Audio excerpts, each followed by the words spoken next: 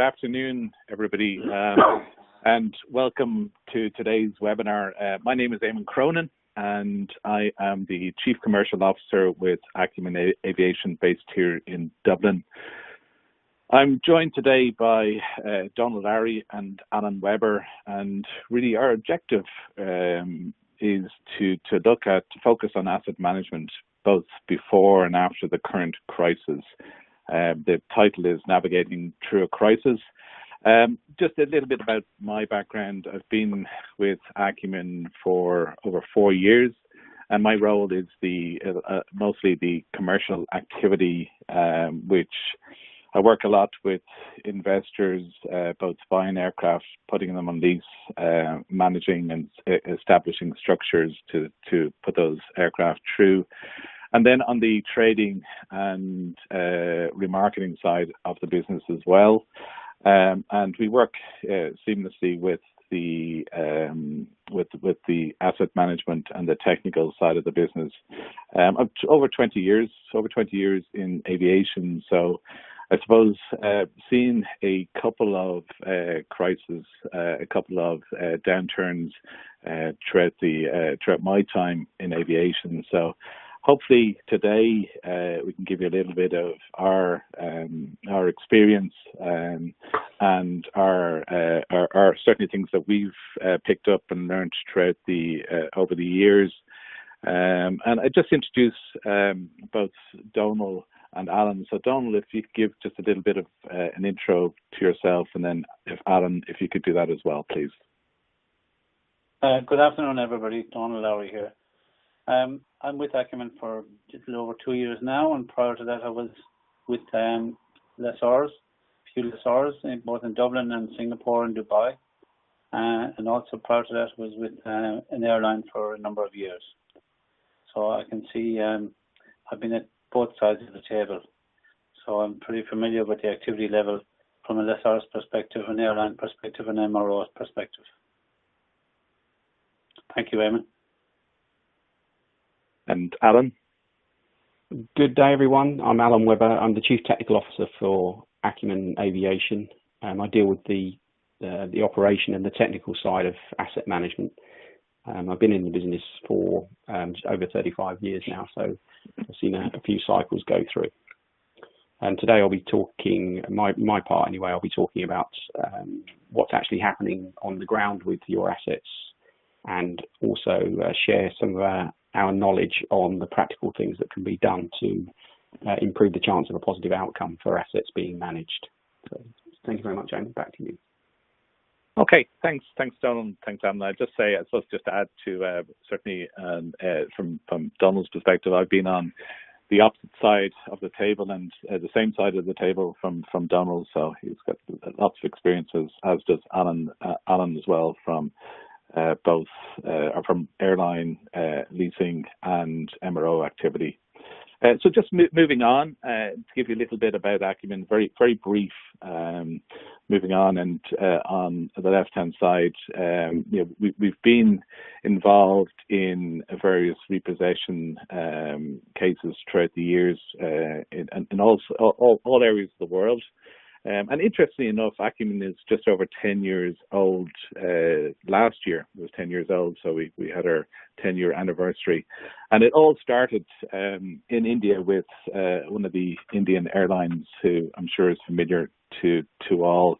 But that's where it started. So that's the starting point, and it's grown significantly since then, and we've got offices, a head office in Dublin. We have an office in India, China, and the US, and we've also got people placed throughout the world. And one thing I would say that is that we're an independent manager, so we don't have balance sheet exposure. We don't invest, but we manage on behalf of others. So throughout the whole asset management cycle, from acquisition to management to disposal, remarketing.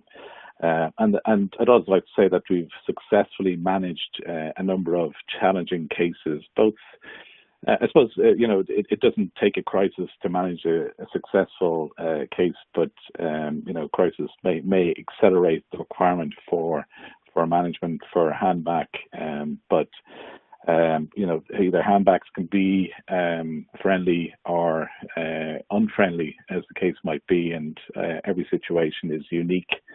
Every part of the world is unique. And what we tend to do, and Alan will get into more detail about, we tend to engage with our local reps, so there's people who are knowledgeable and understand the market, the local jurisdiction, the local MRO, the local airline, and so on. So we currently have people deployed throughout the world on site, either with the airlines or with the MRO, and we continue to do that. So that's a main part of our business.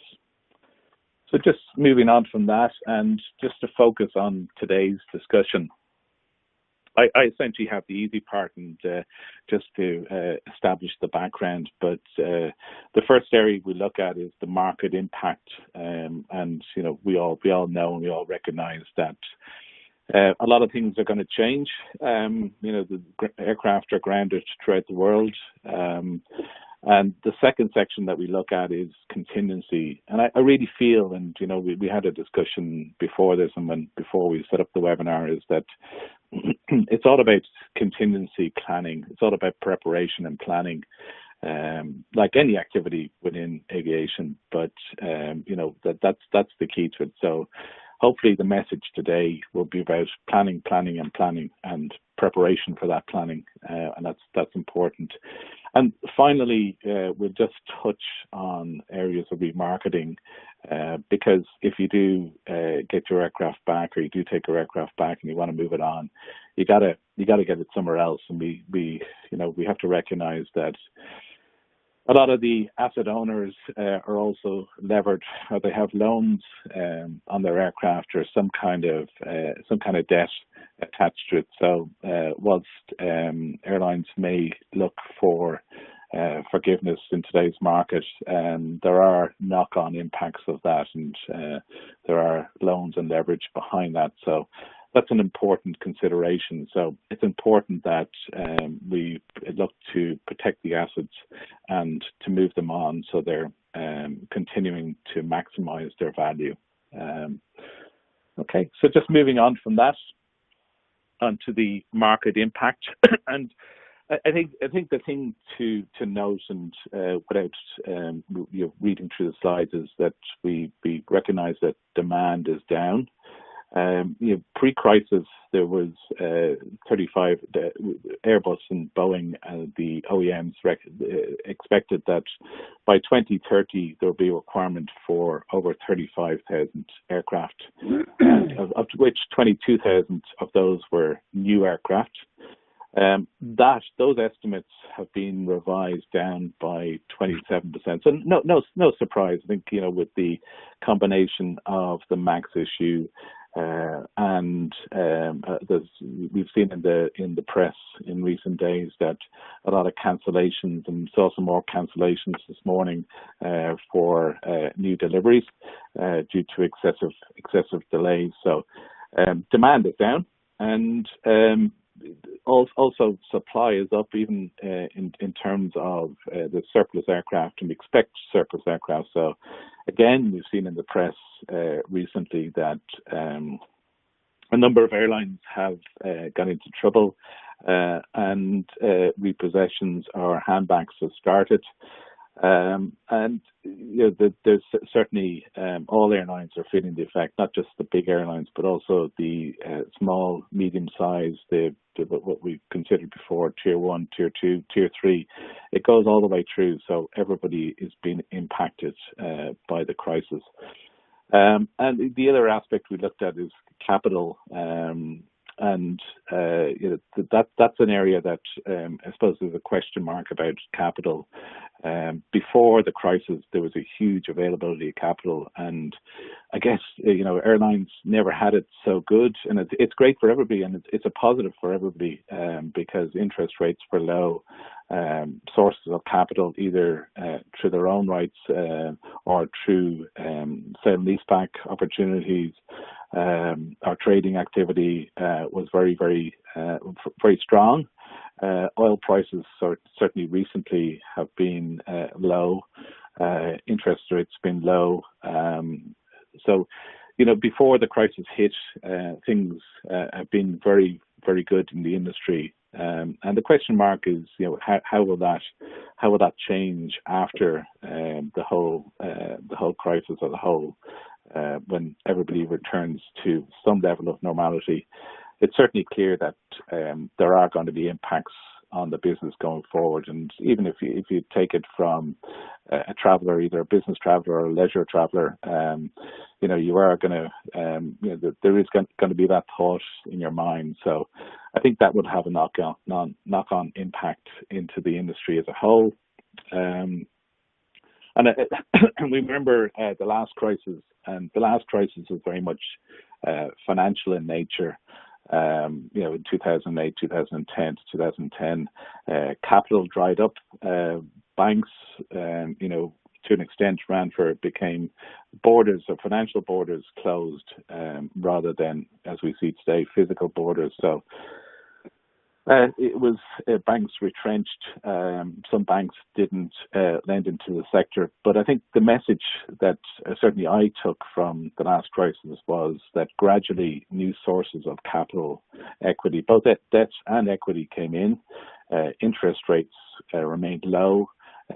These new sources filled the void, whether that was private equity or hedge funds or ABS products. But certainly, there was a solution to a very deep and penetrating financial crisis before. So hopefully, that's for our industry, aviation industry, there's solutions there. I think everyone is feeling the same towards that. But certainly, there's a lot of uncertainty, which financial markets in particular don't necessarily like.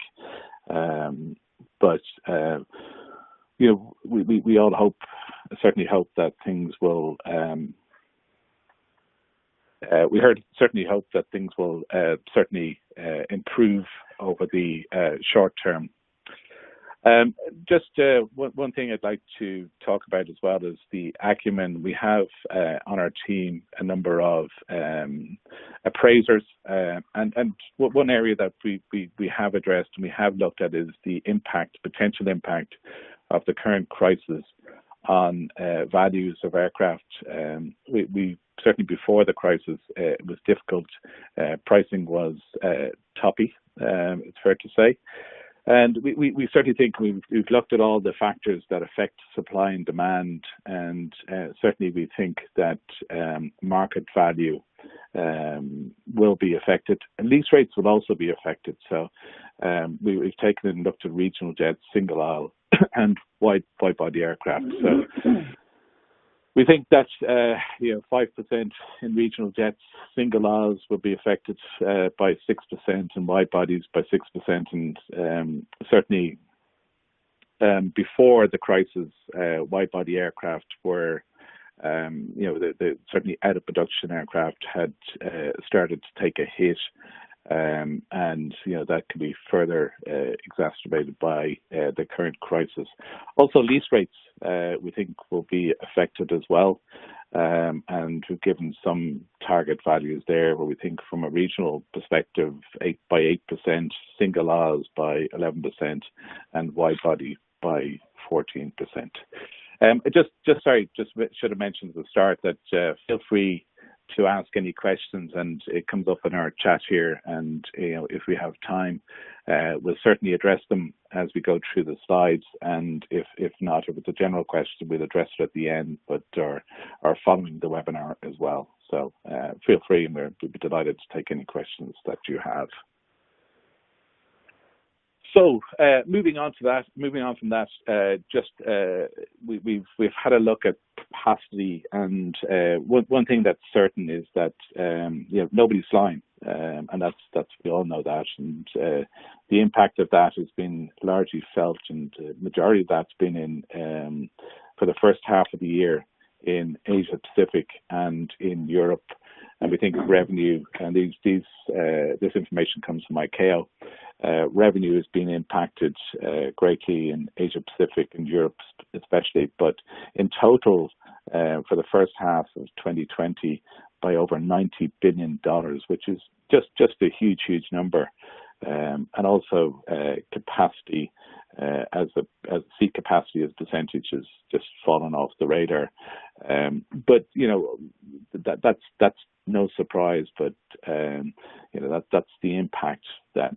So they're huge numbers, and for any industry, no matter how robust the industry is, it's a tough one to take. And airlines traditionally have, they're doing what they can in terms of local government support, loans, looking for forgiveness in terms of rental holidays, so on, conditions, not just extending the terms, whatever they can do, and most asset owners will work with airlines to see what they can do without funding their operation, but certainly tough times at the moment for airlines, and how long that continues, there's a level of uncertainty around that.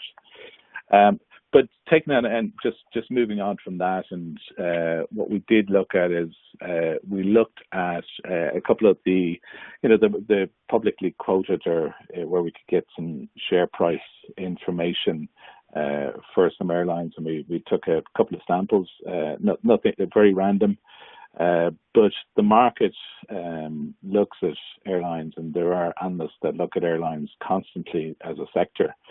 And one thing that's the share price, and we can see that the share price has dropped dramatically, and certainly analysts would look at airlines, and these are what would be considered fairly strong airlines before, and analysts would take everything into account, including cash burn and their ability to withstand shock in the market.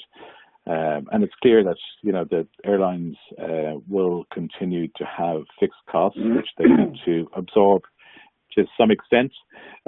But that's the message here really is that the impact on certain airlines and the industry will have a certainly resounding impact over all airlines. So if you take some airlines that are robust and have large resources, they certainly don't want to burn through those resources, and they will do pretty quickly, even though they'll continue to manage that as best as possible. But I suppose the message really is that if that will happen across all our airlines, and it's for consideration.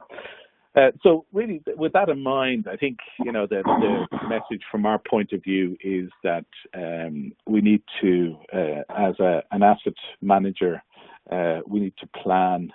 We need to be prepared for whatever happens. With asset owners, they want to make sure you've got an expensive asset and a valuable asset, and you want to make sure it's a long life asset as well. So we take an average of 25 years. So it's a long life asset. We want to make sure that that's protected and managed throughout the life cycle. So with that in mind, what I'll do is I'll hand you over to Donal, who's going to look at contingency and preparation and address some of the activities both before and current activities before the crisis and current activities. So I'll hand you over to Donal. Thanks, Eamon. And on this slide, I'll talk you through from a technical and asset management perspective, activities involved, we'll say routine activities during a normal lease cycle. And then on the right-hand side of the sheet will be activities after in a contingency situation.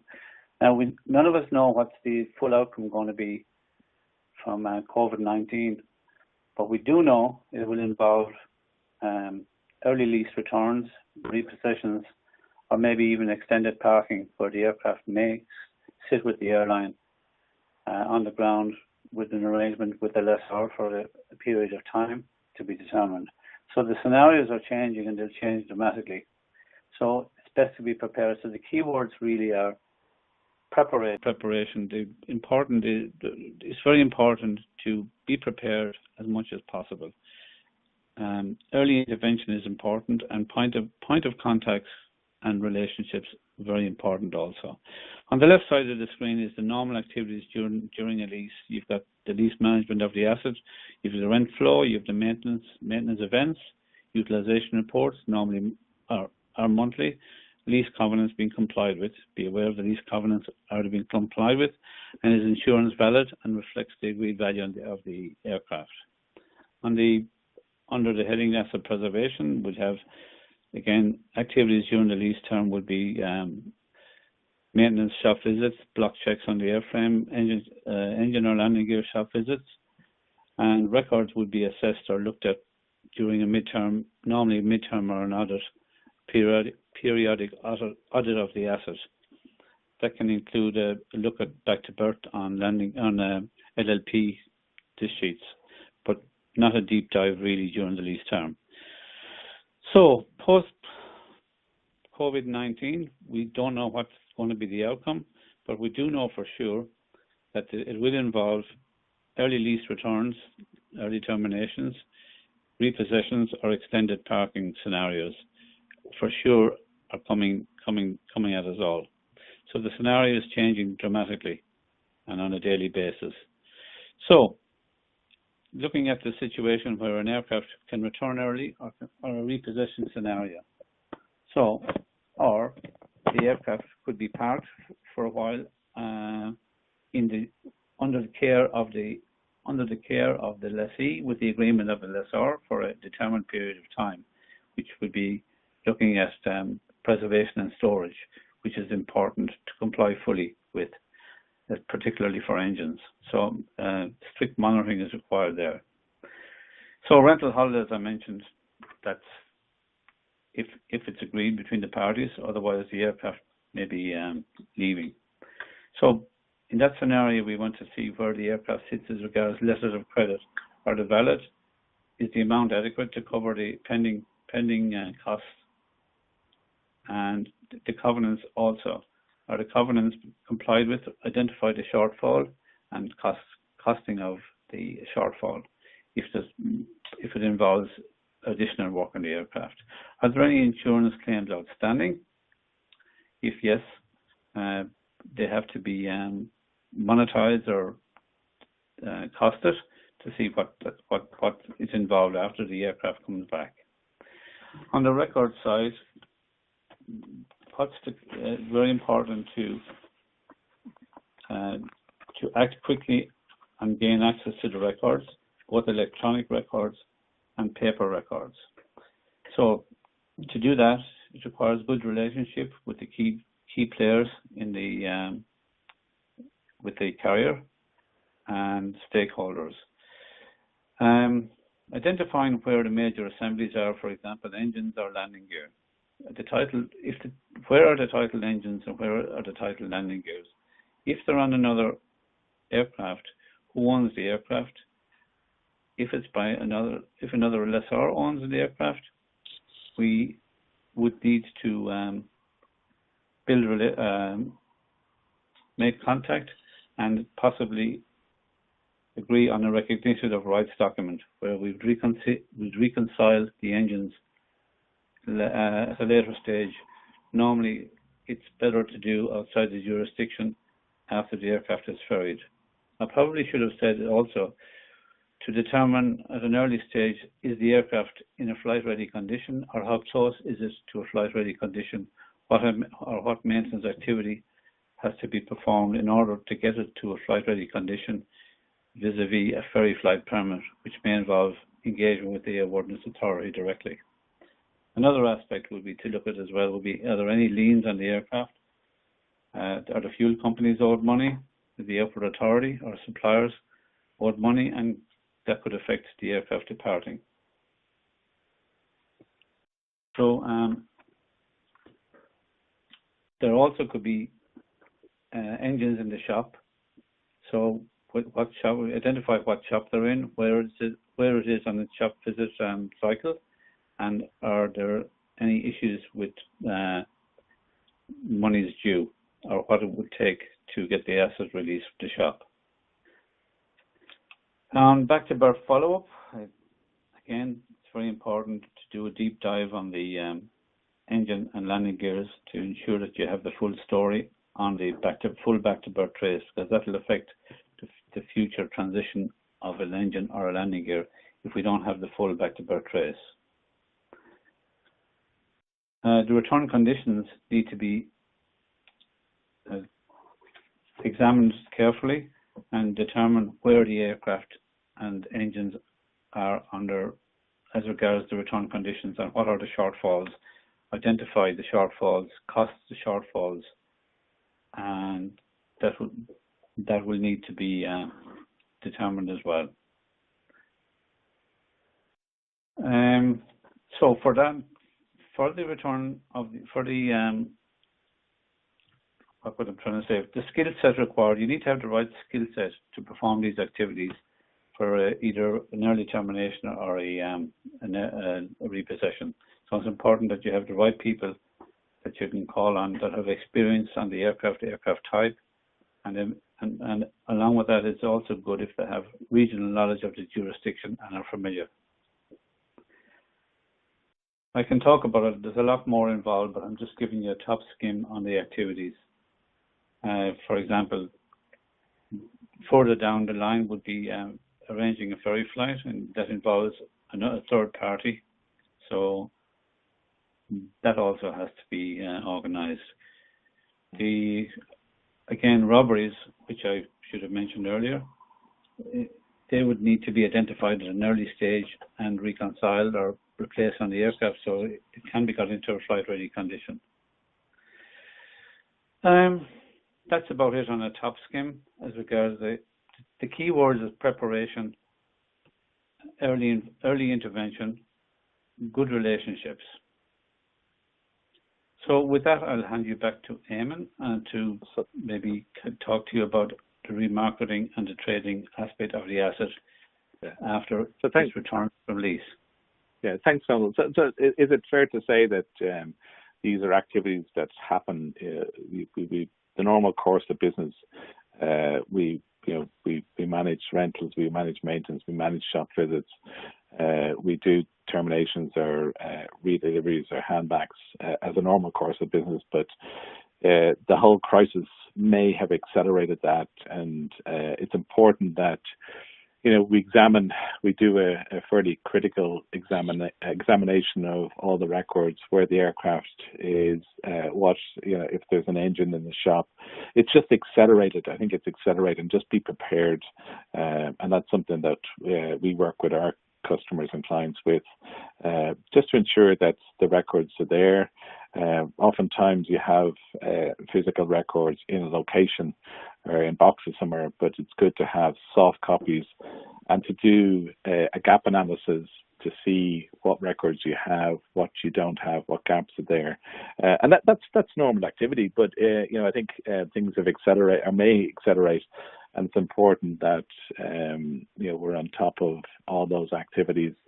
I think that's fair to say, John. Would that be a summary of what? Yes, you're right. It's normal activities, but in this case, it's accelerated. It's crisis management, really, and then you've got to prioritize. It's important to prioritize the what you need first. You need the status of the engines, particularly. You need the landing gear status. You need to know where the aircraft is on its cycle, on its maintenance cycle. What checks are due? So you need to have the maintenance history and the maintenance forecast. You also need access to the engine records and disk sheets. These are all important documents where you prioritize those, and it makes it much easier then to remarket the aircraft if you have those, and you build the files on the aircraft, build a tech spec, build a marketing spec, or a remarketing spec based on the information you've received. Hopefully you get cooperation. It's important. It's important to get cooperation, and also and have a good working relationship with the airline. Yeah, conflicts don't work in this situation, so avoid conflict. Yeah, I guess lines of communication then are important across all aspects of the process. So that's important. But no, thanks for that, John. I think that's very useful. From these are activities that we do day in, day out. So we just take it as the normal course of business, albeit that the environment has certainly changed.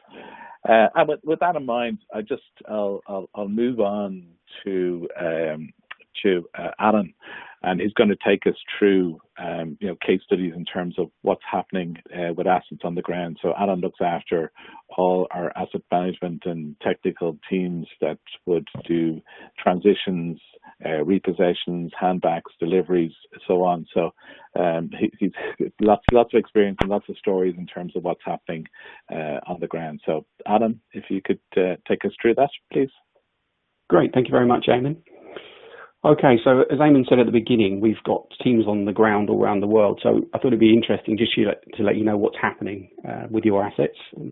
And also, we've got many case studies that we've been involved in over the years. So we've boiled, rather than go through any one individual, I've boiled them all down really just to tell you the things that we do, which we know to be universally successful for improving the chances of a good outcome for assets under management.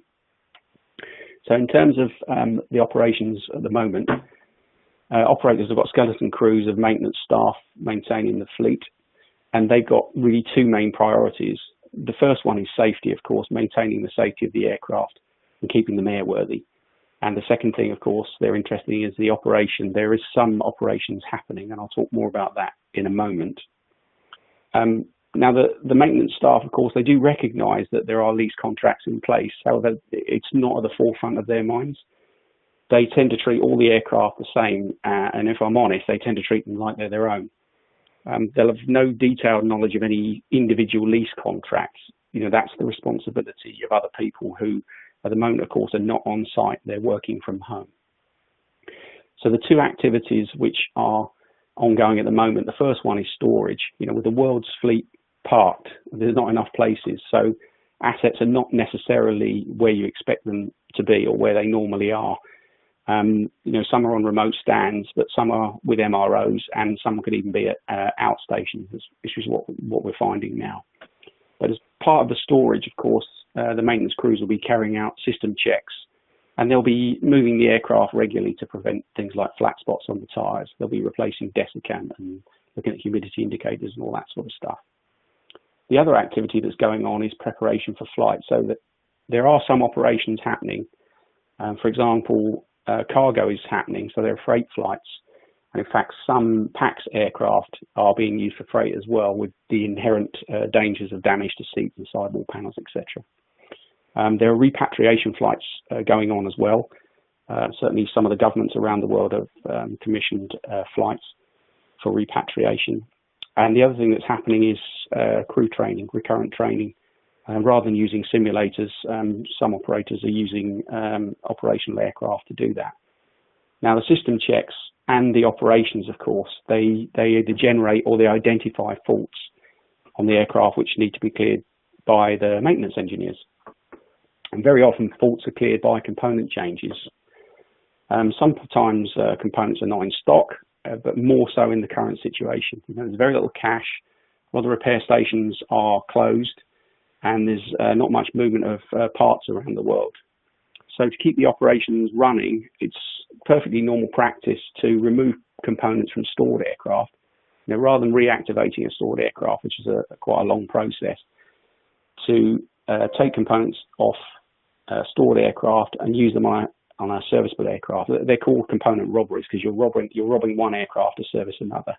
It's perfectly normal, and there's a paperwork trail that goes along to reflect that.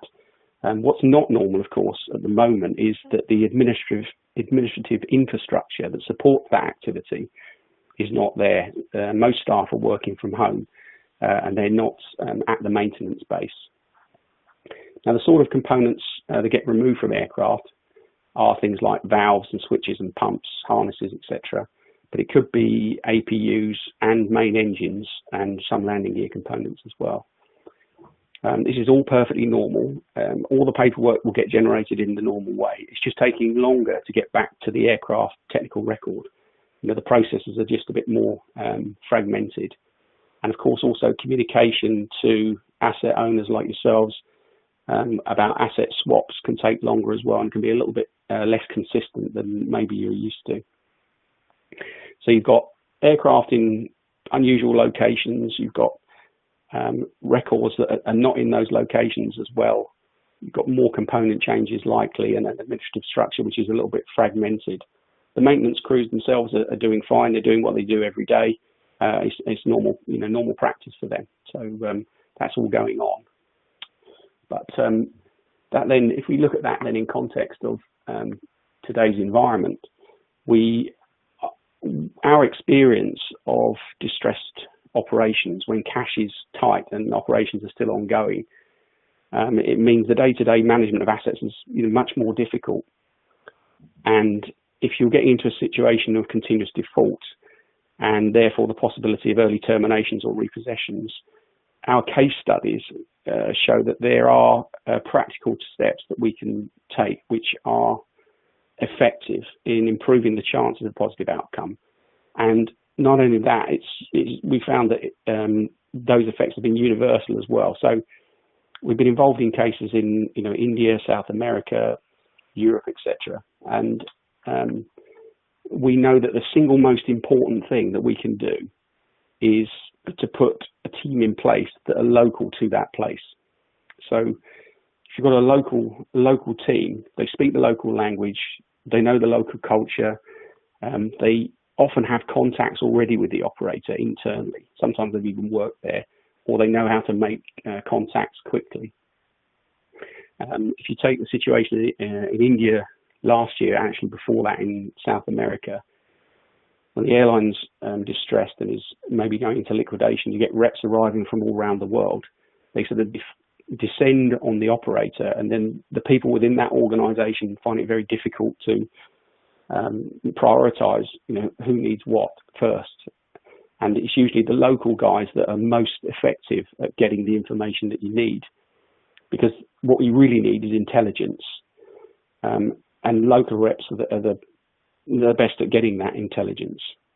So in terms of intelligence, the things you need to know are, how you're going to secure the aircraft and the records. So we need to know where the aircraft is, and we need to know how to gain access to it. The aircraft, as I said, are in unexpected locations at the moment, and therefore, access can also be difficult as a result of that. As Donald mentioned earlier, we need to know where the titled assets are. Are they fitted to the aircraft? And if they're not, whose aircraft are they fitted to?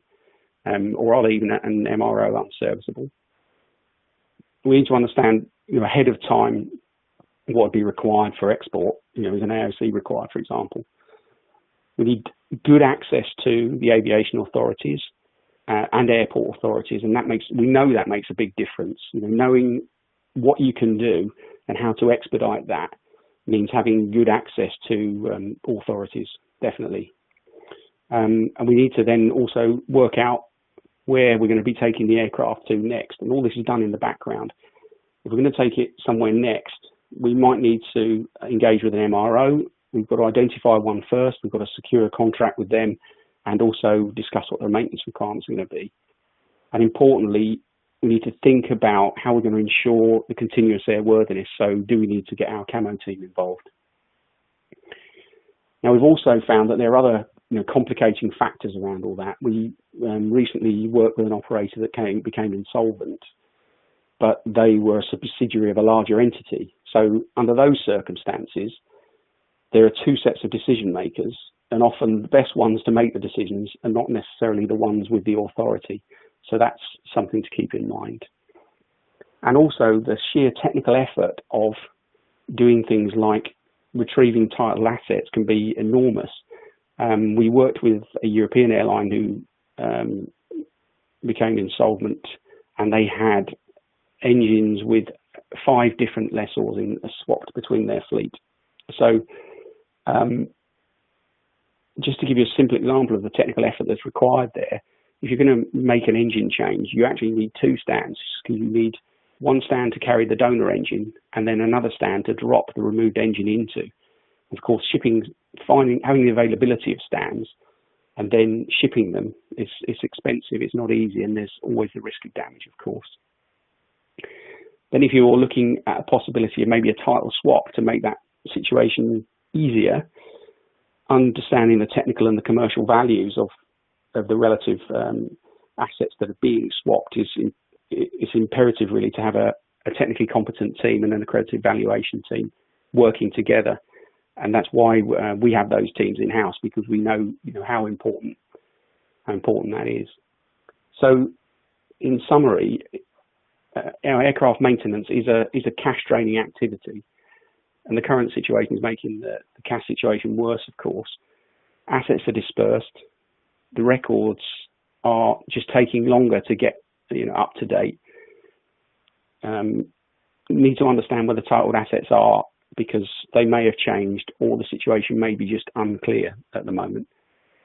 And the things to put in place in advance are definitely have a local team on the ground and get them in early, someone who knows the culture, knows the language, and has got contacts.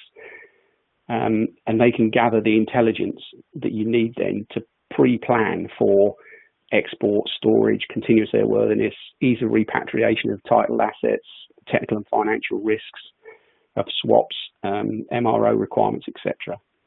And our experience has shown from all the case studies that we've been through and worked on, that if all that is done early and it's done well, it definitely increases the chances of a successful outcome where managing assets are concerned. And that is a successful formula wherever you are in the world. So that's just an overview, really. And with that, I'll hand back to Eamon. So thanks, Alan. So one question I have is just in terms of how do we manage? So how does Acumen? So you mentioned that it's important to have local people, local knowledge, local understanding, local intelligence. But how do we manage the situation? So how are our teams, or how are your teams engaged in the process, and how does it all report in and coordinate? It's important to have a project manager for the whole operational side of what's going on, because you need someone to liaise with the operator and the lessor or the asset owner, and at the same time with the team on the ground. So you need that. And then the other thing is to have the team in place as well. So we usually put a team in place on the ground.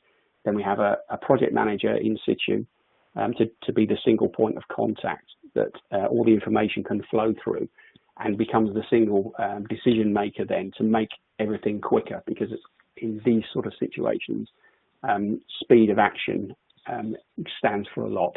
So that's how we structure everything. Okay, that's good. Thanks for that. So I think it's important to say that just from the commercial aspect that records are important to us, that we have a tech and marketing spec, so we can look to remarket the aircraft and that there are no gaps. So ensuring that we have full back to berths, knowing where the engines are, knowing the timings, what's going to happen, when it's going to happen, is all important. So I think that was good, Alan. So thanks for that. So just moving on, and very briefly, I know we kind of went over a little bit, given that we had a few gremlins on the line, but the future of your assets. So in Acumen, we do many things, but we do a full life cycle of asset management. And one thing we do have is we have appraisers on our team. And constantly we're working with the technical teams and the asset owners in terms of what are the options for remarketing the aircraft, whether we want to remarket to another airline. So we're constantly looking at that, whether a sale is an option, conversion. And I think, certainly today's buzzword is that whilst passenger aircraft are not flying, there are freighter aircraft that are continuing flying, and probably the majority of the flights today, and part out. So we look at all those options together. We do a financial analysis. We provide a return to parties so they can see what's the best scenario, and at the same time working each of those lines to give the most effective and comprehensive and financial outcome to the asset owner. So that's something that we always do. We're constantly doing that. We're constantly looking at different options. So I don't know, Donald or Adam, do you want to add anything to that in terms of the coordination of our effort across the company? I think one of the advantages we have structurally is that because of all the back office support, whilst everything is happening on the ground, at least we've got the back office support there that can do all the grunt work, if you like, to do all the things that are required in order to support the front end with any of these particular options going forward. So that's what I'd say for that, Amy. Okay. Thanks, Sam. So just moving on, in terms of remarketing, it's a long process. And in normal environment, we started at least a year out. But the thing about I won't spend too much time on it. The thing about remarketing in today's world is it may be accelerated, and there may be requirements for quick options. We may look to and we work with asset owners in terms of storage options, making sure that the aircraft is preserved, the engines are preserved, and that might be what needs to happen. And I think Donald referred to it earlier, and that's and then we also work with legal and tax representatives to ensure that legally we have title to the aircraft, we can move the aircraft, we can repossess the aircraft, we have access to the major components, so on. And then as we move an aircraft on from a tax perspective, that it's in a good jurisdiction from a tax perspective. So that's it from our aspect today. And just in conclusion, the key thing is certainly things have changed, and we know things have changed, and we all suspect that things will change over the coming months, weeks and months. That's not in debate, but from our perspective and from an Acumen perspective, it's currently we'll continue to manage assets as we have done in the past, but that activity may be accelerated in certain situations, may be accelerated. We have an online asset management system, Sparta, which we use to manage a lot of our activity. And that's we've continued to develop and put resources into that, financial resources into that, to develop the online system. But we also, to mention that we have a global presence and experience in these situations, and we, even just across the three of us today, we've been through many cycles, and we've come out the other side of those cycles. So there is light at the end of the tunnel, and that's important, even in these uncertain times. And it just remains to thank and apologies for everyone for we had a slight glitch in the audio during the presentation, but hopefully that didn't distract. But just remains me to thank my fellow presenters, Donald and Alan, and certainly if you've got any questions or you have anything that you'd like to come to us, feel free to. Our contact points are there, and you can check out our website as well. And we'd be delighted to assist or to talk to you about any situation. So thanks very much. Thank you. Bye-bye. Thanks. Bye.